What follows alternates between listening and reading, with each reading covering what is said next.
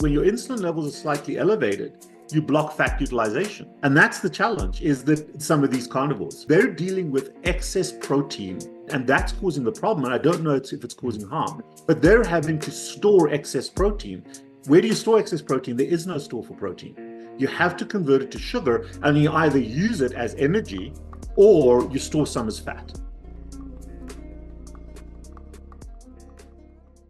So HDL is an interesting number. HDL gets produced by the liver between meals when you are burning fat, when you're in ketosis. So when you eat, the first thing you do when you eat, even if you're eating pure carnivore, is you should get some insulin, T3, testosterone, human growth hormone, those are your anabolic hormones going up.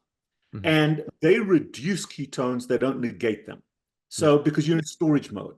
And you don't produce HDL by the liver because the liver is turning those elements into other products. Because all the traffic, except for the fat, goes through the portal vein to the liver. The only thing that bypasses the liver is the fat.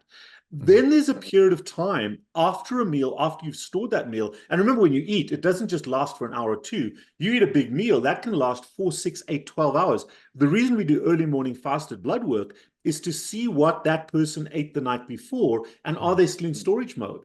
That's what the dawn effect is. It's still early morning storage phase plus an override of adrenaline.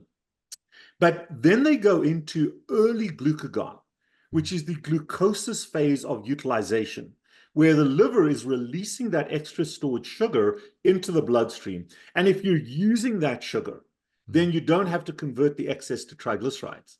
That's how carnivores that are exercising a lot, and that's probably why your numbers are better than some of these other folks, although a lot of these guys are exercise guys. Then once you've depleted the liver, not to zero, but you've used up that excess stored glycogen, you then flip into, under the influence of glucagon, as your insulin level comes down, you flip into fat utilization. That is where you're releasing fat with low insulin, you're releasing fat from your fat stores, coming back to the liver, and that's the traffic you want. You want fat cells back to liver, rather than liver to fat cells. When you reverse that traffic under the influence of high elevated glucagon and low insulin, that is when the liver produces HDL. And so HDL is a marker of fat utilization phase. And HDL then docks with LDL and transforms LDL, scavenging cholesterol, scavenging certain molecules from that and bringing it back to the liver. So understanding lipid biology, and everyone's so fixated on LDL and cholesterol, they don't understand VLDL, which is VLDL gets produced by the liver to transport triglycerides that come from sugar out to fat cells. And VLDL docks with fat cells, releases the triglycerides and the cholesterol into the fat cells, breaks off, and we call that LDL. Goes through IDL and LDL. But LDL is a byproduct of VLDL that gets made by the liver. So again, it's unless you understand that traffic. So I can look at VLDL to tell me about lipid traffic. LDL doesn't give me that information, because your LDL can be big fluffy if you are releasing fat from the fat cells, or small tight if you're VLDL dominant. So it's either a waste product or a transport molecule. And again, we can get into lipid biology quite easily, and we measure those things, but I'm more, because you cannot have small, dense LDL and a low VLDL. Okay, that's the type B pattern. The VLDL is always low when you've got the big fluffy LDL, except in some of these carnivores. And that's the challenge, is that they're dealing with excess protein rather than, and that's causing the problem. And I don't know if it's causing harm, but they're having to store excess protein. Where do you store excess protein? There is no store for protein. You have to convert it to sugar, and you either use it as energy or you store some as fat. And that's what's happening in these carnivores. So do you think it's a product of eating like too high protein versus fat then? Yeah. Or even though they're lean, so they have to. That's the problem. And that is where we work with fat protein ratio, and we also use insulin to trigger that storage. So, again, it's because if you think about it, when your insulin levels are slightly elevated, you block fat utilization. Okay. So you're not but if your insulin levels are super low, you're releasing fat in the face of trying to deal with this extra food you've just eaten. So you've got this paradox. You've got fat being released from your fat cells for utilization while you're trying to deal with a meal you've just eaten.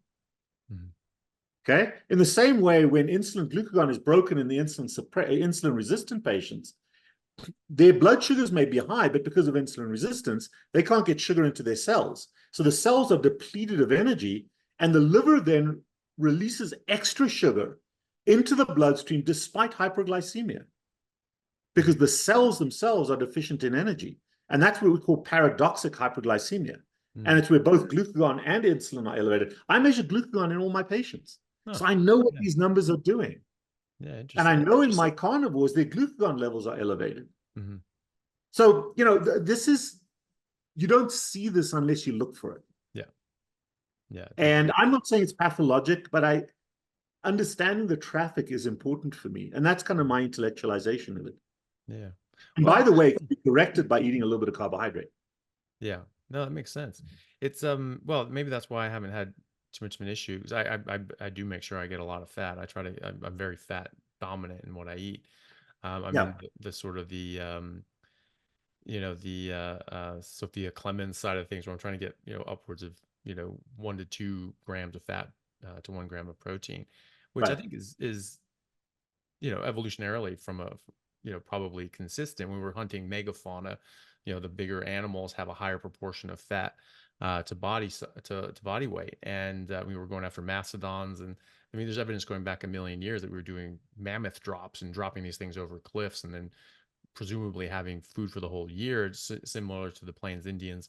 But let me stop you for a second. That's also a little bit of a false narrative. If you ever hunted, deer and game is very lean. Even the big animals are fairly lean, but all the fat is sitting viscerally. And if you watch a lion eating prey, the first thing it does is opens the belly and eats the fat in the gut. If we are eating pure muscles of wild game, we don't get adequate fat. But in farm raised, or even if it's grass fed beef, that kind of thing, they're much fatter. So yes, the fat is important. If you look at the Eskimos, the Inuits, that Belmont study, 50+% by gram was fat. Now, if you're an 80-20 by calorie, you're still under the 50-gram mark. So, or under the 50 grams. So what you're eating is more fat than most people that I know in the carnivore space are eating. Their protein fat ratio is not quite as high as yours. So again, that's commendable and probably the right thing to do. Yeah. Well, I certainly feel better on it. And I always try to tell people that, you know, fat has been wrongly vilified. And also we have a limited capacity to absorb fat. You know, we have bile, and that helps absorb fat. There's a very small percentage of fat that gets absorbed without bile. And otherwise it's sort of an overflow valve. So it's like, you'll go Remember, bile itself is a cholesterol. The bile that's a cholesterol. That not a cholesterol, but that is a chylomicron is a lipid molecule.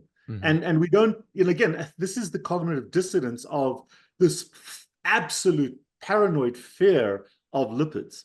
You're right. Fat is essential to, without fat, we die. Without protein, we die. Without carbohydrates, we are very healthy. Anthony, listen, I'm very far behind on a patient. This is, you know, again, it's stuff that I see in the trenches that isn't spoken about. It's not me being judgmental or not about good or bad. I follow the lifestyle myself. It's just I have an open mind to look at stuff that I see and question it. Well, I think that's commendable, and I think it's very important to do that, because, you know, like I said, we're still sort of, we've only had the tools to look at things in such depth very recently, and so it behooves us to do that now, even though we're in a new space that we think is more biologically appropriate. So I'm really grateful that you shared that with us, and I'm really looking forward to, you know, more information that you can bring out in the coming years as well. So thank you for that.